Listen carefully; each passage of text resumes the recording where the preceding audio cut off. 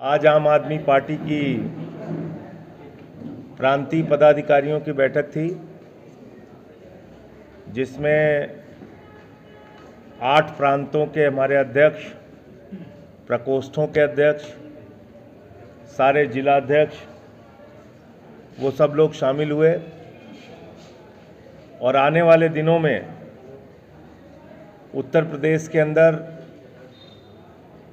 जो हमारे काम हमने नवंबर के महीने में तय किए थे, सदस्यता अभियान, कार्यकर्ता सम्मेलन, रचनात्मक कार्य, संगठन की मजबूती, उत्तर प्रदेश के मुद्दों पे संघर्ष, मोटे मोटे तौर पे इन सारे बिंदुओं पे चर्चा हुई। और आने वाले दिनों में हम लोग इसी पे काम करेंगे। 23 मार्च को प्रांतीय कार्यकर्ता सम्मेलन हमने रखा है, लगभग 1 महीने के बाद, शहीद आजम भगत सिंह जी की पुण्यतिथि पे और डॉक्टर लोहिया की जयंती पे लखनऊ के अंदर। इसके अलावा प्रदेश भर में 16 स्थानों पे अलग अलग प्रांतों में कार्यकर्ता सम्मेलन करेंगे। और 14 सितंबर को यूपी के अंदर एक रैली का आयोजन करेगी आम आदमी पार्टी। ये कार्यक्रम आज की तारीख में हम लोगों ने तय किया है। किस तरह की रैली होगी, कहाँ से कहाँ तक जाएगी? 14 सितंबर नहीं, एक रैली होगी, सभा। इसके अलावा हम अपना सारा काम जो करेंगे उसमें मुख्य मुद्दा भारत के संविधान को जो बार बार भारतीय जनता पार्टी के द्वारा तार-तार किया जा रहा है, हमला किया जा रहा है, उसकी मूल भावना के विपरीत काम किया जा रहा है, सामाजिक न्याय के सिद्धांतों को तोड़ा मरोड़ा डुबोया जा रहा है और नफरत की आग में जिस तरह से उत्तर प्रदेश और देश को झोंका जा रहा है, वो एक गंभीर चिंता का विषय इस मीटिंग में उभर के आया और जिसको रोकने के लिए हम लोग पूरी मजबूती से काम करेंगे। कल मैंने देखा उत्तर प्रदेश के मुख्यमंत्री योगी जी उर्दू भाषा के खिलाफ बोल रहे थे। मैं बड़ा हैरान हूं कि उर्दू भाषा जो हमारे उत्तर प्रदेश की देन है, लखनऊ की देन है, हमारे हिंदुस्तान की देन है, उस भाषा के खिलाफ हमारे प्रदेश के मुखिया बोल रहे हैं।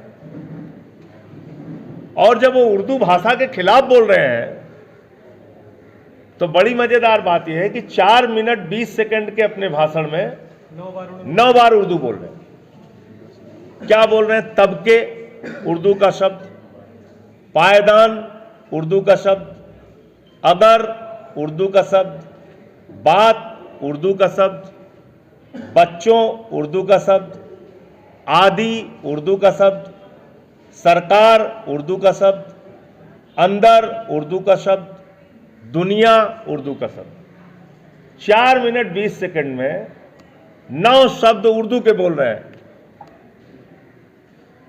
तो आप तो बोल ही नहीं सकते हैं उर्दू के बगैर।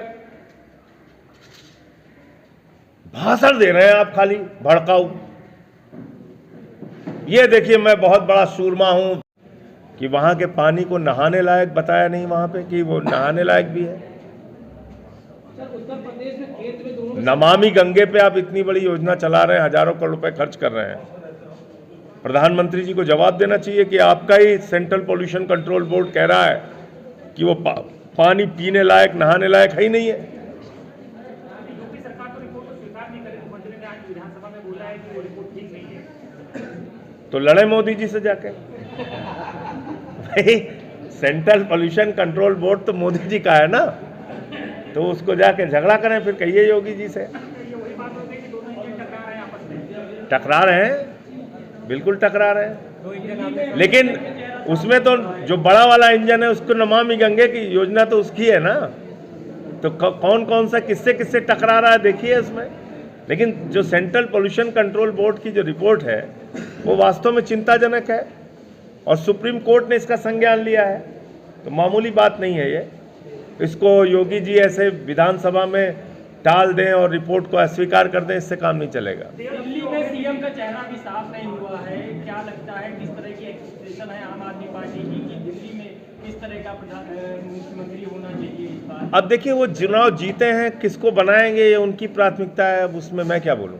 लोग बता रहे हैं आप लोग जो भी मुख्यमंत्री बनाए वो दिल्ली के लोगों के लिए काम करे, बस हमारी तो यही अपेक्षा है। 10 साल तक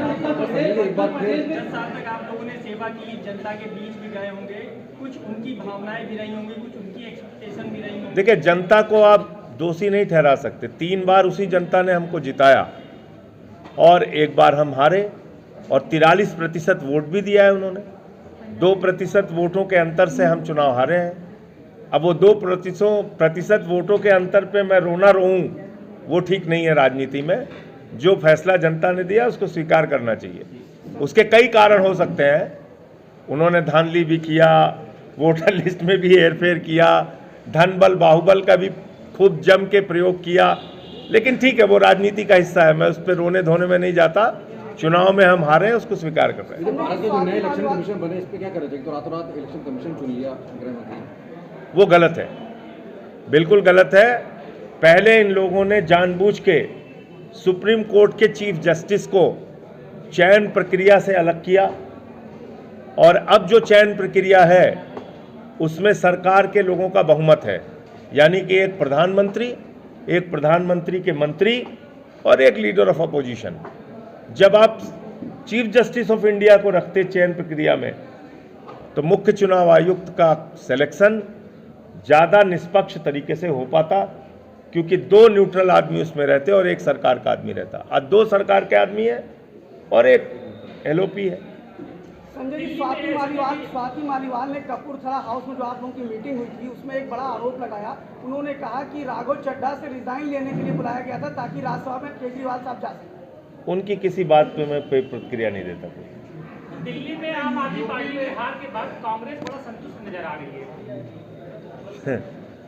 अब उनसे उनकी संतुष्टि का कारण पूछिए। अगर भारतीय जनता पार्टी के जीतने से कांग्रेस पार्टी संतुष्ट है तो ये तो बहुत दुर्भाग्यपूर्ण बात है। नहीं, जिस तरह से स्टेट इसलिए टूट रहे हैं तो यूपी में आगे आप विधानसभा चुनाव में जा रहे हैं तो क्या स्थिति होगी?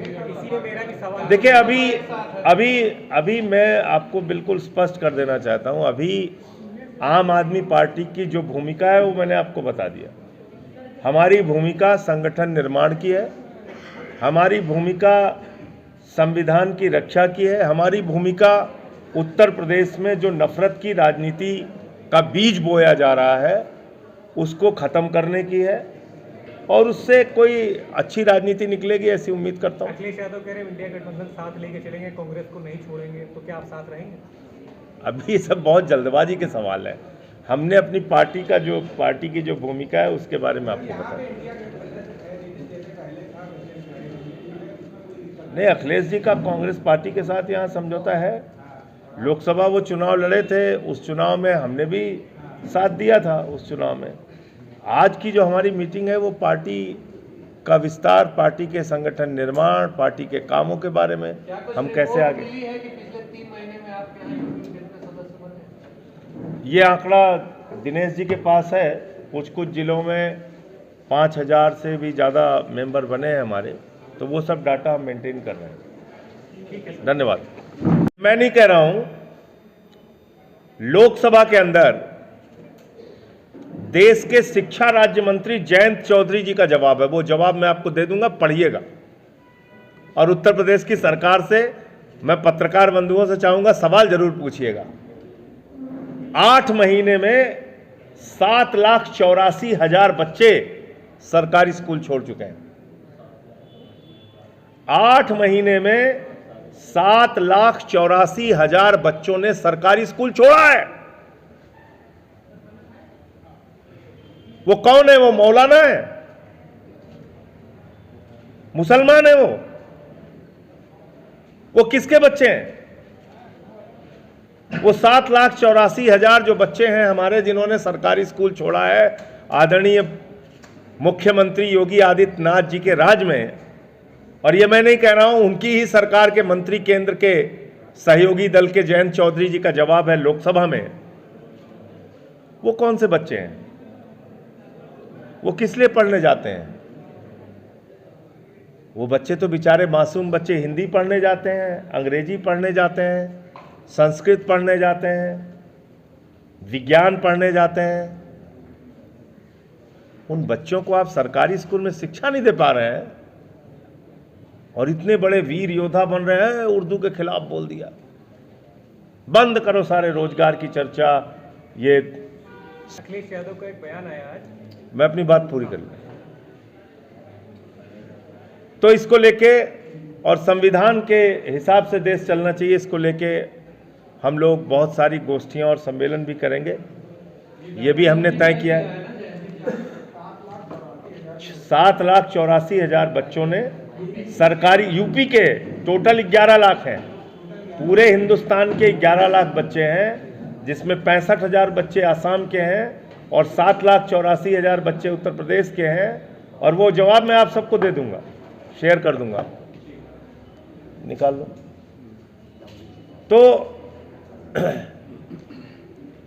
हमारी प्राथमिकता क्या है? रोजगार के लिए नौजवान निकले लाठी खाना है, फसल के दाम के लिए किसान निकले लाठी खाना है, शिक्षा की आप बात कर नहीं सकते, 50,000 सरकारी स्कूल बंद करने की आपकी योजना है।